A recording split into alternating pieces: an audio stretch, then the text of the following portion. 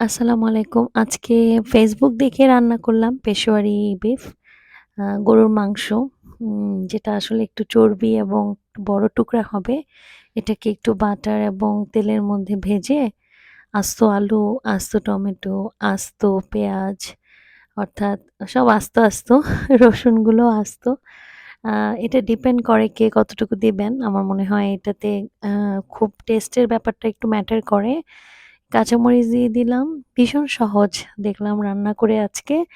আ এবং এই পুরো জিনিসগুলো দেওয়ার পরে আমরা গোলমরিচ, আস্ত গোলমরিচ অর্থাৎ যা বুঝলাম এই পুরো পেশোয়ারি বিফটাই আসলে আস্ত মসল্লার উপরে করা। আ এরপর দিয়ে দিচ্ছি লবণ যেটা ছাড়া তো অবশ্যই হবে না। এবার ভালো করে এটাকে একটু অ্যা নেড়েচেড়ে তারপরে দিবেন যাতে ভেঙে না যায়। এরপর গরম পানি দিয়ে দিবেন। আমি নিজেই Facebook দেখে করছি, এটা আমার রেসিপি নয়। বাট দেখলাম সবাই পেশোয়ারি বিফ করে। করার পর যেটা বুঝলাম যে প্রচুর তেল আর ক্যালোরি। বছরে একবার টেস্ট করাই ভালো। একটু ঘি দিয়ে দিব। ২০ মিনিট থেকে ২৫ মিনিট লেগেছে রান্না করতে। এই হচ্ছে পেশোয়ারি বিফ, টেস্টি। এটা জাস্ট মিট তুলে রুটি দিয়ে খাবেন, ঝোল খাবেন না। আশা করি তাহলে আর সমস্যা হবে না।